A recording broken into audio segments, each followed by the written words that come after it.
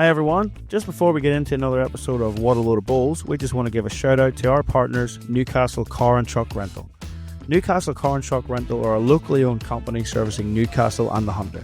Todd Holden and family pride themselves on being part of the local community, and you feel that when you step through their doors.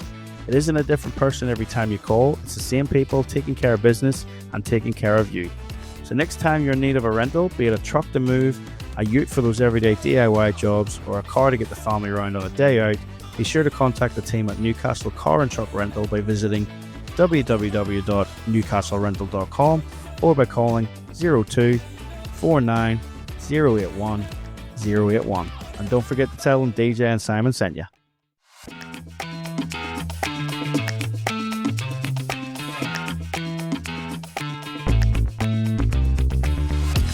Welcome everyone, the 58th episode of the What a Load of Bulls podcast, brought to you here by DJ Dilworth and Simon Little in association with the Bulls Academy.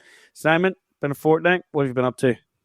Thanks very much, DJ, for that intro, and welcome to any new listeners we've got, and welcome back to those regulars that spend their time listening to us. And yeah, it's been this and that, nothing too crazy. Not playing any Bulls at the moment, just kicking back and on the lookout for a new house, so let's see how that goes. New house and new club, or just new house? Just a new house at the moment. Just a new house at the moment, so I'm still looking. Still looking, yeah. None of those mansions there at in the middle of Sydney have done you yet?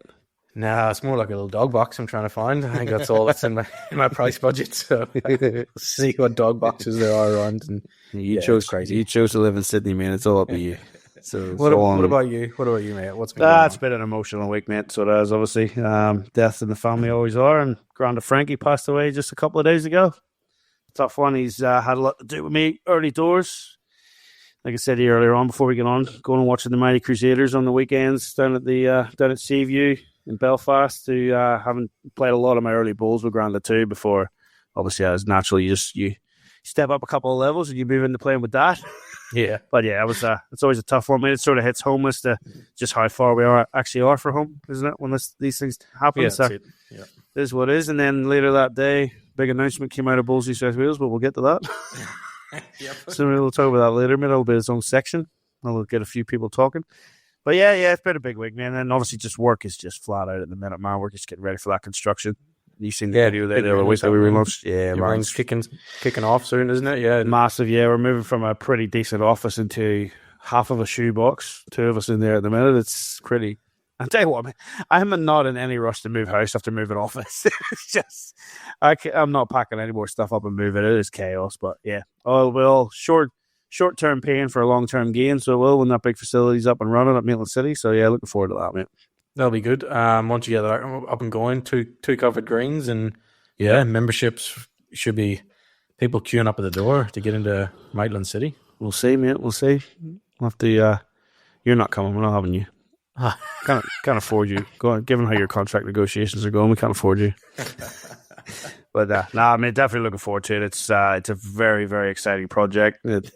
It's just killing me. It's going to be 12 months in the dune, but it's been 3 or 4 years to get to this point. So another year, I suppose we can put up with it and crack on. Yeah, not much. The same with you, man. I haven't been on the green. I have no real intention to get back on the green anytime soon. I'm happy just doing the off green stuff at the minute. 30 years of playing the game. Sort of take a break here or there. Yeah, well, that's what I've been chatting to a few guys. Have been asking me, about, because I haven't threw a bowl since May time, I think. I reckon I've been over here about 13 years in Australia, and I've not had more than 1 or 2 months of a break in 13 years from bowls. So that nearly would have been through COVID, wouldn't it? Yeah, that's probably about the only time. But it's been quite refreshing to have a substantial period away from the sport. But it reignites the fire and gets that enthusiasm back and wanting to get back on the green. So yeah, looking forward to getting back onto some greens and chucking some bowls down hopefully in the next month or two and getting back into the swing of things. So yeah, if you've got any tips out there, DJ, to get the old the rust out of the arms and get the arms swinging, get them close again, let me know. At your age, mate, the rust isn't coming out of the arms. I'm sorry to tell you, you're well and truly on the other side of that hill and rolling down it at the minute. So but yeah, good luck to you, mate. You'll need it. Thank you. Yeah, moving on to the sport that we love then, mate. We've got a couple of around the green things to talk about. We talked last time about the test series in Scotland between the Jackaroos and Scotland. Yeah, you're saying a bit one-sided. I copped a lot of criticism there about saying we. Yeah, remember when I corrected said we? Oh man, can't believe I did. But anyway, a couple of notes about that test series. Obviously, there was a few days to go after we looked at it, and it was a little bit one-sided at the time. Yeah, just a little bit of room for a fight back from Scotland. My notes say massacre. So with a day to spare of games, the series was well and truly wrapped up. Scotland couldn't get near the Aussies, so the Aussies have absolutely gone over there and belted Scotland in their own backyard. I would say, given the results, that's given a lot of headaches to the Australian selectors as to what they're going to do when it comes Commonwealth Games time. Mm-hmm. Like we said, they took 20, well, at least 20 over, and they got to cut all that back. Yeah, it'll be an interesting one for the selections when they come up for Commonwealth Games, and obviously World Cup coming up in a couple of weeks' time, which we'll talk about more at another time. But yeah, it was an absolute massacre, mate. It was just completely one-sided. So the Aussies are definitely going to be the team to beat when it comes to Commonwealth Games, I think. I think so. And how is it any other way? Usually that's the way it is. Whether it's usually a Northern Hemisphere gives the other home nations a little bit more of an advantage. But like as we spoke before, I think nowadays Aussies are just too well prepared for Northern Hemisphere greens, and that sort of little advantage that the home nations used to have, that's quickly eroded away, I think, from the preparations that the Aussies do. So definitely, red hot favourites, I think. Like I said last time too, I think it's a little bit of a leveler being on the indoors on the carpets because they are used to the carpets, but a little bit different up there. They do use the wider bowls and things. I've seen a couple of guys talking about what bowls they were using and things, and Carl was up to like Tiger Evos and stuff, but Damien Delgado was sticking true with his Dreamline XGs. He was finding them all right in the carpet up there, so it'll be interesting when it comes around. But mate, I'll throw something at you. Yeah, have Scotland just done a little bit of a bluff and pulled the wool over their eyes, lure them into a false sense of security, and they're just going to get the Glasgow next year, just roll out Alex Marshall and just go bang? Because I don't think Alex didn't play in that test series, so who knows? The coach just have come out and just boom, just keep them in cotton wool. Don't show them anything, and then out they go, and just Alex Marshall just comes out and cleans up. What do you reckon? Oh, look, I think the shifty Scots. I think from a psychology point of view, getting belted in your own back garden is not going to do a lot of positive things for your players, is it? No, definitely not. Luckily, there's a couple of them coming out for the BPL next week. Luckily, we're not going up there. You'd be in trouble after that comment. A bit closer to home, mate. Lightning Ridge have been lighting up the bowl scene. Yeah, pun fully intended. So they have their Black Opal Classic that's always on this time of year, but they made a massive announcement this year. Take two. Did you see that? I did see it. I took 2 looks at it just to make sure I didn't misread a digit or what was going on. But tell everyone what it is. Yeah, well, I got a message from the actual Calcutta that night. One of my previous co-hosts, Mr. Jason Pinnock, who thought he was getting your gig full time, mate, but he's just not up to your standard. But yeah, mate, they've announced a massive fours tournament in the new year in April. So they have the Super Fours. Yeah. Prize money. $130,000 total prize pool. That eclipses the 100,000 that Inland Petroleum do out at Dubbo. And not only that, first place is going to take out 80 grand of that. So that's a big job. So you think that 80 grand, that's 20 grand each. But if you come second, it's only 5 grand each. It's a 15k drop. That's going to be a very interesting final when it comes around. It'll be a very interesting conversation before the final to see if... No, that doesn't happen, Simon. To see if there's a little bit of... Simon, that doesn't go on. Okay, I'll not mention that. It doesn't go on. Stop talking about savings. But now it'll be, mate, that's massive. Like for Lightning Ridge to put that up, to go 130k for a bowls tournament, and from what I can gather, the majority of it's going to be club funded as well. Like I don't see any big sponsors' names just on there yet. They've maybe got one working in the background, but that is huge and well done to them. So like I said, that was announced up there, Calcutta. Then they played their Black Opal. Well done to the Curry side on winning that one. It does hurt to say it, but well done to Curry. At least it wasn't another club. It's pretty local to me. I wouldn't be able to congratulate them. Curry's okay. So well done to them. But yeah, mate, it'll be interesting to see just how much interest is garnered in that, because Lightning Ridge is not around the corner for a lot of places. It's not, no. So it's not. And but entry fee is pretty substantial, isn't it? Yeah, well, it's 2,400 per team, so 600 per player. But even still, like that's only going to cover maybe half of that. Oh yeah, so the entry fee will only cover half of the whole the prize money. So they're definitely coming up with a lot of money themselves to run that tournament. But yeah, look, I think that kind of impact of huge prize money will definitely glean a really good field. Like there'll be a lot of really good players interested in playing in that for, a few days of bowls. Could be a big paycheck for people. Huge. And yeah, as you say, that is huge. It's nearly like winner takes all kind of thing. Like it is the way more than 50% of the pool work. Yeah, just to the winner. I think like going up there, it's definitely a big gamble. Like you got to get a good side in and hope you go up there and play well. But I guess there'll be plenty of guys with the eyes on the prize. And I mean, even if you go up there and spend a few nights, you got accommodation, bit of expense money. Like you're gonna have to run top 3 or 4 to sort of get your money back, maybe on the spend going out there. So yeah, it's definitely a big gamble, but look, it'll pay off for 4 people, and yeah, it'll be a monster couple of days too. So it's what Monday the 13th until Wednesday the 15th. You got to get your nominations in directly through your club by 5 p.m. on the 31st of October. So look up Lightning Ridge District Bowling Club, folks, on Facebook, whatever. There's an email address there for their Super 4s. Get your nominations in. That'll be a massive event. We'll have to look at that one, mate. Even just got to. I don't think we'll get in a team anywhere. We might just have to go and have a look. Don't think we will now. We might hitchhike up with Happy Bowler. My goodness, Happy Bowler, isn't he everywhere? He is. He has gone cataclysmic. Every time I launch Facebook, he's on there. He's at some bowls tournament somewhere in the way. YouTube live sports, croquet as well. He's done motocross. But he seems to have 3 or 4 different setups.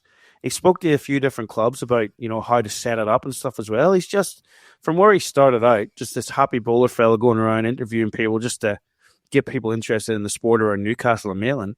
He is massive now. And Boyd, well done. That is absolutely super. Brilliant. Where you've got to now, mate, is just fantastic. So any of our listeners that don't know who Happy Bowler is, he goes around a lot of the clubs around New South Wales. No, he would have been done in my region doing our regional championships. He does your for the last few years and quite a lot. So I've spoken to him quite a bit, and he just goes around weekends and midweek tournaments and does live shows with whatever tournaments and bowls comps are happening. So good on him. And it's people like that will, improve our sport. And the more bowls we've got out there that's free to watch on YouTube, all the better. Yeah, I haven't got hit up for commentary yet. I don't think he works his subtitles too well. I think it's the problem. But I mean, Boyd Dumbrell, Happy Bowler, mate. Look him up on Facebook, YouTube Live Sports on YouTube. It's brilliant what he's doing. He's come so far, man. It's good to see, because he's just one of those guys who just loves the sport. Yeah, he just got addicted to the sport, and it's led him to this here now. And he's just good on him. I just look at it, as you said, it is everywhere now. Yeah, and like I said, he was doing croquet the other day. I think he'd done the Australian Championships or World Championships for croquet in Tasmania or something as well. Yeah, just good on him. Well done. And I think that kind of leads into one of my thoughts I had during the week. Actually, this is dangerous. Yeah, it leads into. I got down a rabbit hole of reading a few comments on a few posts on a few notorious bowls groups on Facebook, and I actually read one where somebody commented, "Why don't we have a structured televised program anymore on like national TV?"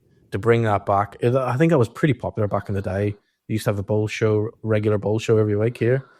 The comments in response to that was like, are you serious? There hasn't been as much free bowls to watch on like YouTube, Facebook than there has ever been. Mm-hmm. So I think like that's something our sport has sort of done well, in that let's pump it on free on YouTube, whatever. And there's probably definitely more people watching it there than probably if you put a national TV program on a Saturday morning or a Sunday morning. There's probably more eyes, I reckon, on YouTube Lives and things like that than you would get on national TV, because everyone's busy and whatever. At least online, you can watch it whenever it suits you. So that's definitely something I think that is being done well recently, and definitely we can keep pushing that avenue. That'd be great for bowls. Yeah, absolutely. The more exposure, the better. Mm-hmm. That's how it is. So.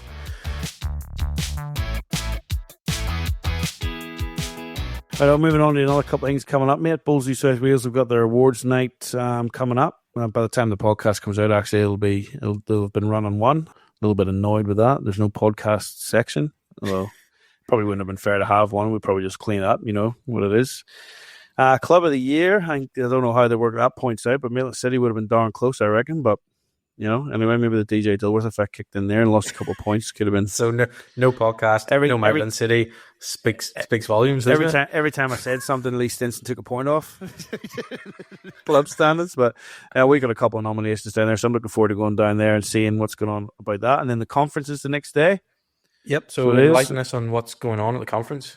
A lot of talking, a lot of listening. Yeah. A lot of networking. No, they've got their timetables and stuff on the Bulls New South Wales Facebook. We jump on there and have a look. But it's been good. I went to the one a couple of years ago. I didn't go last year because I was overseas. Mm-hmm. And I went to one a couple of years ago at Caberville. It was pretty good. Like it's a good chance for people around the state to get together and just hear what directly from Bulls New South Wales and from other clubs was actually going on around the place. So I'm pretty interested in the strategic planning thing for more reasons.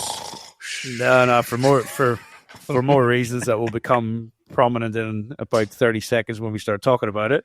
Yeah. But that's it, just to see where the sport's going and how long that strategic plan's actually set for and what it's looking like and how the board are going to direct us down that strategic path.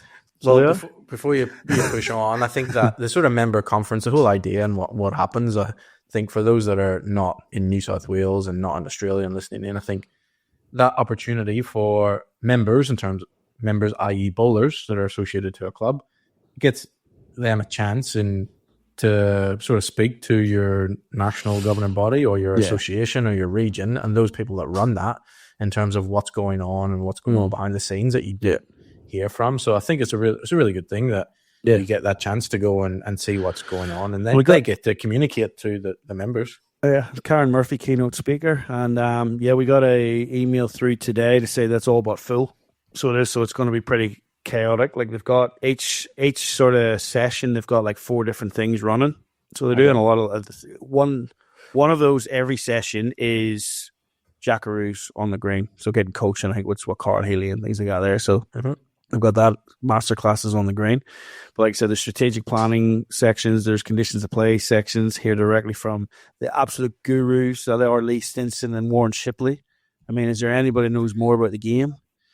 You know, they're the main guys who write your COP every single year. So hear from them as well. It'll be good.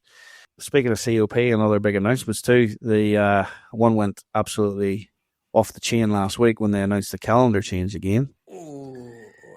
Yeah, so for those that don't know, in New South Wales, the calendar was changed during COVID times to go to a financial year calendar, which is the 1st of July to the 30th of June, which is when most clubs' memberships run. Yep. They decided to go back to the calendar year, which is 1st of January to 31st of December. Go ahead, Simon. You want to start this off, and what your thoughts are on that? So we just reverted back to how it was a few years ago. Yeah. What a headache that's going to be. I don't know, because you're an administrator of a club. Yeah, look, and how does it affect you, mate? Let's not beat around the bush too. I was part of the decision making to go to the financial year, so I was part of. I was in those discussions. Hang on a minute. Yeah, you were part of that group. I was part of that group that made the decision to go to financial year. Well, so you didn't tell me that. It was on the match committee in COVID, you buffet. I'm not going to beat around the bush. It was part of that call, but my phone went ballistic when that got changed. But I spoke to a few guys that we made that decision with, and I've looked at it over the last couple of years too. I don't individually, and I said this after when they were traveling around talking to the regions, I sat down with Tim and Dillis and Lee after the night. He says, it doesn't make 100% sense to me as to why we need to change back. Okay? But at the same time, 12 months is 12 months. Who cares when you started? Like Matty's podcast a couple of podcasts ago, he was saying he would like to see it starting from like October to the end of September type of stuff. for the greenkeepers and for things. the greenkeepers. Like, I can't, like all these people saying that common sense has prevailed online. I'm like, why is it common sense? It's 12 months. It doesn't matter where you run it. Although they say in 12 months, they made a 14-month calendar this year. So although that decision has only just become public, it was certainly gearing that way. I was having these discussions today with selecting teams for single gender pennant. We're currently playing single gender pennant. We're about halfway through the season. Okay, so middle of November, we're going to have our winners in men's and women's in all the divisions. Yeah. Do you know when they play state finals? Is it in August? It's August next year. So that's the next season. Yeah. Yes. So which would have been the next season. So so we're going to finish this year 25, 26, and then from 2027, it's going to be January to December. So watch this space because we'll talk about it on the podcast when it comes out. But there's that gap now from basically the end of August to December of what are they going to do with those couple of months that aren't really in a season? Are they going to run events that will be in the next season to get them run? What are they going to do? Does that defeat the purpose of why they did it all then? But look, like I said there, I was part of the decision making to go to the financial year back then, and there was a lot of reasons for that. And as you said, from an administrative point of view, it took out all the mid-season transfers. Yeah, because back then, mid-season transfers was having to fill in a clearance form and explain the reason why you were transferring mid-season. So it was a pain in the neck, and you were getting hundreds of those on a monthly basis of players wanting to fill in these forms to change. All right, Bowleslink's taking that out. It's just a click of a button now. Pay your $25 to Bowlesy South Wales. The transfer is pretty much done as long as both clubs have accepted. So that takes that part out of it. It does mean that like next year, somebody's going to qualify for a state pennant to be played in August, and they're not going to. They don't want to be a member of that club anymore. They've decided they're going to change club for whatever reason. Like maybe going from Tarn Point to Wendy League, something like that. But now for them to it depends on the club, I suppose. But they've qualified to play a state pennant in August, which is after when the club membership's going to finish. So they're going to sign up for 2 clubs. Now, that's everyone's decision. Like a lot of people sign up for multiple clubs all the time. We used to have multi-club memberships back in the day. I think a lot of people were expecting more of a blow up from this podcast. I'd say this podcast, mainly 50% of this podcast. But I just, it was. You could see the writing on the wall. You knew it was coming. The majority of people wanted it, and to be honest with you, I still think the only reason they wanted it was because they just were struggling still to adapt the change. I don't understand. It doesn't. The big change doesn't really make that much sense to me. But like, it was coming. It is what it is. It doesn't matter when you start it. You got to run it for 12 months. You know what I mean? So I think that has to be the key. 12-month season, not a 14-month season, and. To be honest with you, I was more kicking off about the comments on Facebook. Just reading it going, this is why I don't go on these anymore. It's just some of the comments on there, like, it's just from Joe Blogs on the green, or on the ground, that's only worried about his 4 balls. It's just like, you're not worried about the administrative side of things. Like I said to a couple of my members said the same thing, common sense prevails and all this here. I'm like, look, I don't see it that way. Administratively, it creates a few more things, but not as much as what it did back when we made the initial change, And you had all that COVID to battle with and stuff too. But when 85 to 90% of your clubs run a financial year calendar, it just sort of, for their membership, it just made sense to run the season that way. But it did. Yeah. No, I think, and how do we get it now back to a calendar year? That's going to be the challenge. It's what do we do? There's just going to be that lull. There's going to be that. From the end of August, from the end of August 26th to December, I still don't think they know what's going on there. I still just think they've made the decision to go to the calendar year, and they'll just fill it in after. I mean, there's going to be ramifications around qualification for nationals and everything too. Like it's going to be because you'll qualify, and there's really going to be like a year missing nearly. I'll tell you what I want to see. Because one thing that bugged me back then, yes, we made that change. That was a massive change, right? 2 of the biggest changes ever made in the sport, by the way, was unification in our state and going to the financial year. And there was multiple other changes that we should have made then to make the sport better, and I still stand by that. And can you enlighten us? What do you think? No, I'm not going to get into it too much. Okay. I think I've done it in previous podcasts. But there was just we had a chance. I said to a few people in the meetings, like we got a chance to reset our sport here and actually have a real dig at it. because you had 3 or 4 months where you're shut down, and I just think we sort of missed the starters gun on that on a couple of things, and now we're still trying to clean it up now. There may be one of us here that's part of that decision making. I don't know. We'll have to wait and see over there. Yeah, you actually said they. So they, in terms of the people that make the decisions, ultimately within Bulls New South Wales. Within Bulls New South Wales are who, DJ? Well, I don't know who's going to make decisions around that. I'll find out. So, how are you going to find out? Because I nominated myself to be on the board of directors. What? And in the whole state of New South Wales, they were chasing 2 women and 1 man based on this cycle. And as long as it's accepted at the AGM, I'm going in unopposed, because in the whole state of New South Wales, I was the solitary male that put their hand up to say I'd like to be a director of Bulls New South Wales. Well, I have two comments for that. One, well done on putting your hand up and actually standing up, and going, I actually want to improve the sport, and I'll put my hand up and put my money where my mouth is, as they say, and let's make things happen for the better of the sport. Yeah, let's see what we can do. 2, can't believe you're the only one. It's the only person in the whole state that wants to put their hand up to go on the board. Circular came out on Friday, and I just thought, oh wow, this is real now. Because you got to put the nomination in, and then you know what the hardest part was? I had to find 2 people that would nominate me. But they can't just be from your club; you had to be from another club as well. So I had to find 2 people. That was hard. 2 people that you could trust that wouldn't say anything. Well, 1 that, but 2 that actually liked me and thought I could do a job to nominate me. But yeah, we managed to get them late one night, and the nomination went in, and then you had to sit in front of the nomination committee, and it was, we'll not get into that too much, but the podcast was mentioned. And then just had to sit and wait, and waited. Next thing, the circular came out to all the club delegates, and David Dilworth was named on the circular. I'm going to fix that. Yep. But yeah, I've put my hand up to do it. And like I said, it's still got to be accepted at the AVM. So a couple of clubs could throw their hand up and say we're opposed. I don't know how that works. Either way, if that happens, I'm probably the first one that's ever happened to, and I'll set a record. You know what, mate? I like publicity, mate. It's good. Yeah. No such thing as bad publicity in this place. Yeah, good for the podcast, right?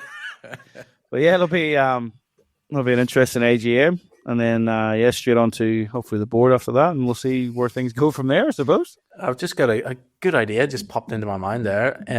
How about we get some caps done? Make New South Wales great again.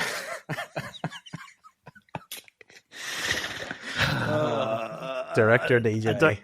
Director DJ. I don't think it's going to be a Trump style directorship, but good on you. And then since that's happened, people are like, I've had the mixture of what are you doing to the good luck to the what's going to happen with the podcast. The podcast isn't going to change. Obviously, there's certain things I won't talk about out of respect and stuff. Like, I'm not going to come charging out of a meeting disappointed with a decision and come on here and just rant about it. We can't do that. That won't be happening. Don't be expecting that, folks. But you'll still get honest opinions, man. I'll just be true to myself and see how we go. But when we do these things, because there's so many people will comment on Facebook. I couldn't believe it, Simon. The amount of people that will comment on Facebook and say the board should be doing this and that, or they should be doing this and that, the management's this and management's that. And then you actually get this opportunity to put your hand up, to actually get a vote and see whether you can go on there and make a change. And one solitary male in the whole state of New South Wales on their membership put their hand up, and it was this agent sitting across from you. Yeah, I think you've been called probably a few things worse than agent. We'll call it a lot worse, but it'll be a good one, mate. But like at the same time, I'm not going in there to. You're not going in to try and rattle cages. You're going in there to try and do what's right for the sport.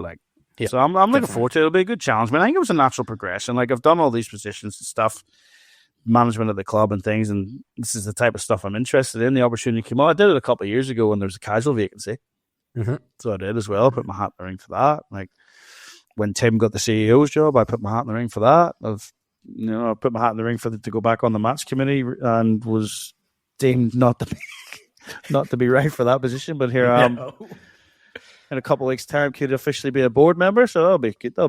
Yeah, it'll be good for the listeners. We'll hopefully, glean some bit more information with regards to the running of our sport at the sort of state level from being on the board, and our listeners will benefit from that. I'll benefit from that. We'll hear a little bit more of what the goings on are, but obviously we will. You'll benefit. You'll be the one getting your ear chewed off. We won't divulge the inner workings of it and what goes on with confidentiality and meetings and things like that. But do that. Like, we won't expect that either. And I would never do that. Like, I'm happy to sit here and give my opinion, but there'll be certain topics I'll probably dial it back a little bit. But don't expect me to disappear or the podcast to disappear over it all. It's just it is what it is. Well, that'll be fun and exciting, and it'll certainly be something we'll be looking forward to, hopefully. And good luck to you. So here we go. Does the weather app say rain? That doesn't matter. Does the weather app say blazing sun? That still doesn't matter. With a MacMax Bowling Green canopy, the only forecast you care about is who's winning the triples on Rink 5. For all weather play, make it a MacMax. Bowls Australia's got a few things going on, buddy. Yeah, so they announced they announced a couple of changes. BPL's coming up, Bowls for Brisbane's coming up. We'll talk about all that. But starting off, the Australian Open they've made a couple of changes to the Aussie Open. Did you see that announced during the week? I did see the changes. Have you got details of those? Have you got? Yeah, I've got that information in front of me. So they've unveiled some updates for the 2026 Australian Open. They're going to keep entry fees at the level that they're at. They're not going to increase those. But they are going to increase the prize money, and they're going to increase the disciplines. So they are. So from 2026, the whole pool will be $350,000. So it's going to run from the 5th of June to the 19th of June. And there's going to be more disciplines. They're introducing a mixed pairs. Okay. An intellectual impairment singles. And a hard of hearing singles. That's probably one. Ness says that's one you should be entering. Oh, no, sorry, not hard of hearing, selective hearing. I apologize. Selective hearing you've got. So total number of disciplines at the whole event now is 18. 18? So, that's massive. Yeah. That's 18. It's all about inclusivity, mate. Yeah. Good on them for introducing all that there. Also, they're going to be having the annual Bowls Australia Awards night. Will be held during the Australian Open as well. Yep, so for the first time, so that'll be good. Good move, because there'll be people in and around, and I think it'll create a bit more of a buzz around the awards night too. Yeah, it will do, man. That's sort of like I say. I think that's what Bowls New South Wales try to do with their conference too. It's why it's the awards and then the conference. So good stuff. So entry fees as they are up on the Gold Coast again from the 5th of June to the 19th of June, and a couple of extra events to enter there, mate. So I think they're just trying to entice you up there with a couple of those events. So they are. You haven't made an appearance at the Aussie Open up on the Gold Coast yet, have you? I have, yeah. No, check your fact, Jay. Check your fact, DJ. Yep. I have. Back when you could play, was it? Back when I could play. Yeah. Another thing they've just done recently too, and is not long overdue at all, is updating the Bowls Now app, which is now the Bowls Link app. So it's very, very good now. It gives everyone their membership at the touch of their fingers. They can go in there and get your membership card. I was saying the other day when I was helping one of the bowlers out, if you've got them listed in a pennant site, it tells them when the next games are as well. So it's very, very good. Very good update. It was definitely needed.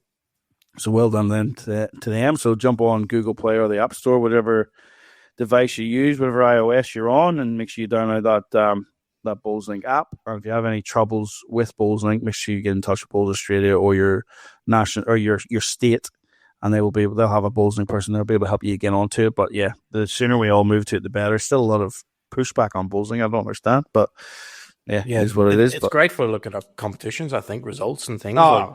It helps us run this podcast, doesn't it? Absolutely. At your fingertips. Absolutely. Right. So the big one, mate, the BPL next week. This is running from the 27th of October to the 31st of October. So it's a week or two earlier than normal. I believe that's to do with the World Cup coming up in Malaysia, which we'll talk more about in next episode.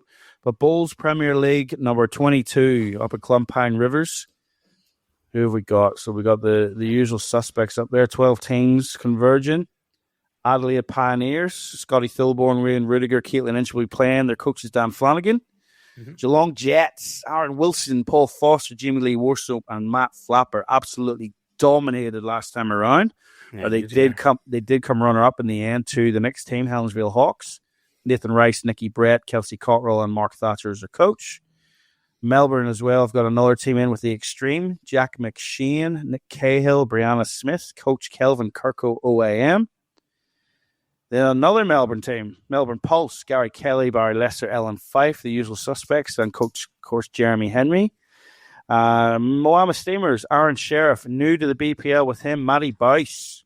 Good to see Matty getting a run. And Cassandra Millerick with Kevin Anderson as the coach.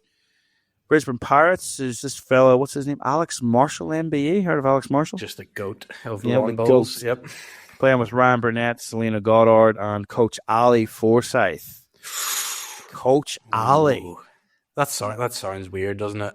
Coach Ali. Not as weird as Ali Forsyth trying to tell Alex Marshall how to play a shot. Sorry, Ali. That'll be good. Be good to see Ali impart his wisdom onto those young ones playing in the competition. Perth Suns, Carl Healy, Ben Leggett, and Christina Christic, and Coach Bill Bransma. A couple of new names in there. Sydney Lions, Cian Nelson, Nathan Black, Karen Murphy, and Coach Steve Glasson. So Cian Nelson's coming into there from the Moama Steamers. So he is. Sydney Saints, Ben Twist, Jamie Walker, Don Heyman, and Coach Jared Beath. Tasmania Tridents, Taylor Mail, Dylan Fisher, Rebecca Van Ash, and Coach Chris Dudman. And finally, the little-known team of the Tweed Ospreys. There seem to be they're using some up-and-comers here in R&T's Corey Wedlock, Chloe Stewart, and Coach Wayne Turley, OAM. He's still knocking around, is he? It's still knocking around. A lot of additional letters getting thrown around there. There's a couple of OAMs. There's 3 of them at least. There's an MBE. So it is. I'll not ask you which one you rate higher, Simon. We'll just get controversial if we do that. But I will ask you, Mr. Predictor. Yep. What do you want to do? You want to go top 4? Do you want to predict your winner? Look, I had to look at it, and I could pick sort of 4 sides, I reckon, that are going to be thereabouts come finals, like last couple of games, definitely. For me, it's got to be Geelong Jets, like they were so dominant last time around, and Aaron Wilson, Paul Foster, Jimmy Lee Worsnop, they'll be there again. If they click like they did last time, they're going to scary MVP of the tournament. So, yep, I think they'll be thereabouts. I think Melbourne Pulse always in around the mix, always there when it comes to like knockout stages at BPL. They get themselves there. It's a bumper team, that isn't it? It's a bumper team to get. And they've been playing together for Gary Kelly, Barry Lester. They've been playing together a long time in this competition. Like they really do seem to gel well together in terms of that comp. So with Jeremy Henry on the sidelines, they're gonna go well. So that's definitely up there. So Geelong Jets, Melbourne Pulse, I reckon Sydney Lions, Kane Nelson, Nathan Black, Karen Murphy, 2 young guys there in Kane Nelson, Nathan Black, red hot at the moment. Aussie squads and getting in the mix and in that sort of development on the Aussie squad thing, and with Karen Murphy there by their side, experience beyond experience, and Steve Glasson, I think they'll be there. I think they'll definitely be there when it comes finals. And lastly, has to be Tweed. They're just like the Melbourne Pulse. They're always thereabouts when it comes to knockout stages. And yeah, well, that's one of the heap of times as well. Mate, you just know they're going to be around there. Yeah, it's just going to take. Anytime they haven't made finals or they've gone bad, they've just always lost close games. They've never been blown out. They're just always thereabouts. And they know the Pine Rivers carpet pretty well. So yeah, it'll be an interesting one as well. Any dark horses? For me, maybe Melbourne Extreme will be my dark horse. Maybe, Nick Cahill got his cap for Australia, and, Jack McShane's Jack McShane winning everything. So why would he not go and win the BPL? So exactly. I seen today Jack got announced in the Tier 2 Sports Australia Hall of Fame scholarship program as well. So well done to Jack. 20 years of age, world champion. He's going all right, isn't he? Yeah, absolutely. So yeah, dark horse. That could be your dark horse there, Melbourne Extreme. So you've named top 4 and you've named a dark horse. Yep. You have not mentioned Moama Steamers with Aaron Sheriff and the Brisbane Pirates with Alex Marshall playing on their home track. No, I haven't. No. Watch this space, folks. So they'll probably likely be the 2 finalists. It shows you the quality of the competition, doesn't it? Yeah. So it's unbelievable. So Let's just look at the honour roll there over the last couple. So as we said, Gold Coast got up the last time over Geelong. Tweed Head over Sydney Lions, the one previously. MVPs were Paul Foster and then Nathan Black. So a couple of guys you mentioned there. Melbourne Pulse, Gary Kelly MVP. Then it was Tweed Heads again. It was Mama Steamers. And then it was Melbourne Pulse again, Sydney Lions, Tweed Head. So they'll all be thereabouts, mate. So they will. So Tweeds have won it 1, 2, 3, 4 times. 5 times. I think Teasy might be up there with 6. I think he won it with the Illawarra back in the day too over in New Zealand. So they just know what they're doing, and not only that, that's Australia's, which we'll talk about in the next episode. That's Australia's team for the World Cup as well with the men's pairs. It's Teasy and Wedlock playing that format. They're just club mates, best mates. They just know how to play together. Mate, that's going to be a hard one to beat too. So. Interesting to see how the BPL. I'll definitely be tuning into that next week. Looking forward to that. I'll be watching that too, and that'll be on Fox Sports, KO Sports, and Sky Sports New Zealand. So, and I believe there's a bit of YouTube streaming as well going on. Yeah, the earlier rounds I think are on them. So yeah, but the nighttime games will all be live streamed as you said, or they'll be on Fox Sports and KO. If they're listening, we are open to sponsorships. So yeah. But with that too, the big thing about the next week too is there is a showcase game going on, showcase match, and it is that Bowls for Brisbane 2032 showcase. So they're playing BPL format. They're using this to actually show the world why we should be in the Olympics. This is what we've got, and they've picked the best of the best. They've got the Jackaroos against the rest of the world. So we have, and the teams are current men's back-to-back singles gold medalist Aaron Wilson, the Commonwealth Games, dual gold medalist in 2022, Ellen Fife with the women, and Damien Delgado, 2023 World Bowls champion in the men's para pairs. That's the 3 there for the Jackaroos, and they're up against the one and only Gary Kelly, 2023 World Bowls Championship men's pairs gold medalist and runner-up in the singles. Kelly McCarran from Canada, world number 1, current World Bowl Series women's number 6. Former world number 1, Kelly was. And one of the best podcasts we've ever done. Certainly better than Ali's. And Julie O'Connell, the 2023 World Bowls Championship Power Women's Singles Gold Medalist, will be the rest of the world team. So President Brett O'Reilly will be up there. He's had a bit to say about that. So the Jackaroos will also be coached by Karen Murphy AM. And Selena Goddard will be coaching from New Zealand, will be coaching the rest of the world team. Mate, they've gone all out. Like, there's some big names there. If you want to showcase the sport to get into Brisbane, they've gone all out there with the big names. I had a chat with Gary about this. Yeah. So absolute, trust me to do this. Like he's buzzing. He thinks it's an absolute honour to play in this game. It is. So it's a real honour to represent Ireland again and the rest of the world in a game that is going to showcase the sport to try and get it into the Olympics. Yeah. But then I put it on him. But the problem is, mate, the reason they want to push it in the Olympics in Brisbane is because the Jackaroos are so dominant in the sport. It's not going to look good if you beat them, is it?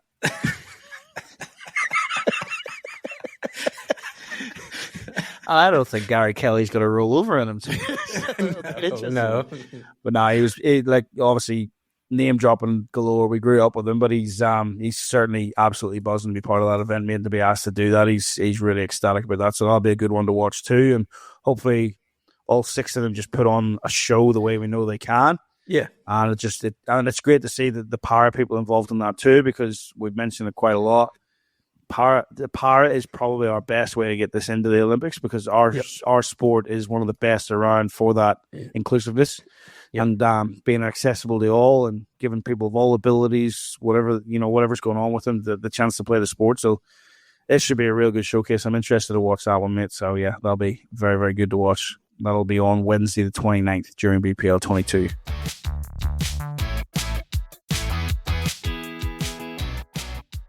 Oh, mate, your chance to shine now.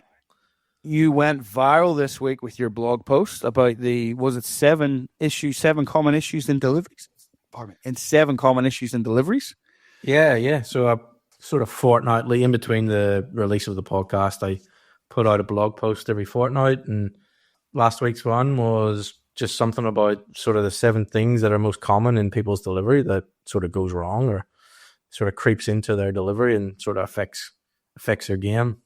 I'll base this off your delivery, DJ. So, you only picked 7. It was hard. It was hard to get 7.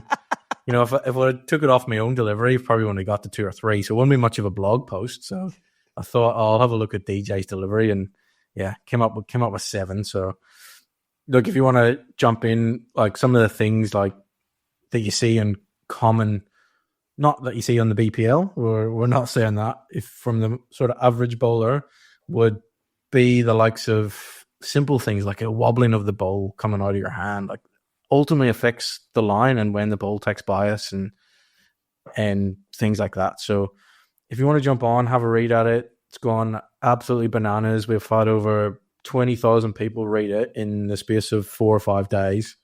Obviously some sort of good content, otherwise we wouldn't have that many people having a look at it. So yeah, jump on there. We've got a few fixes and things to fix those issues, and jump on. There's obviously a lot of other free content on there as well. It's not just about your delivery. There's some mindset stuff, getting ready for competitions, playing singles, pairs, triples, fours, things to sort of think about.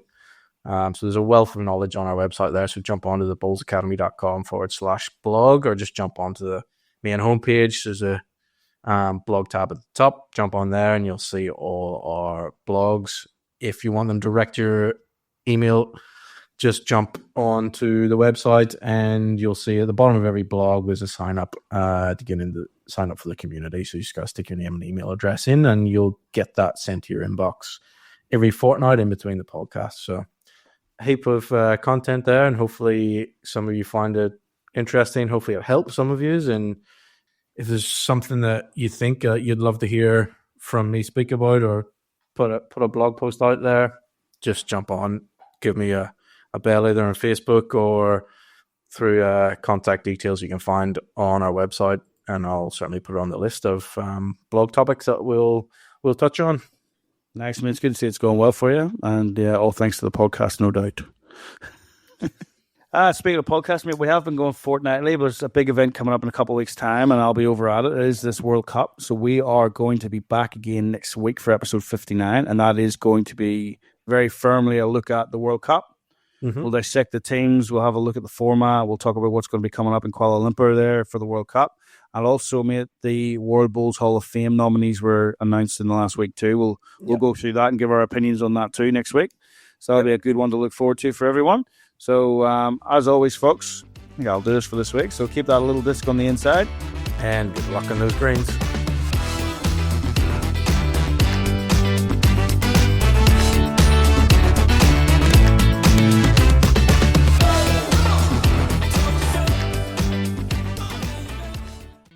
The views, information, or opinions expressed during What a Load of Bulls podcast episodes are solely those of the individuals involved and do not represent those of any group, organization, or employer associated or affiliated to individuals. This podcast is for general information purposes only, to educate and inform. This podcast does not constitute professional advice or services. What a Load of Bulls does not guarantee the accuracy or reliability of any opinions expressed or statements made within episodes.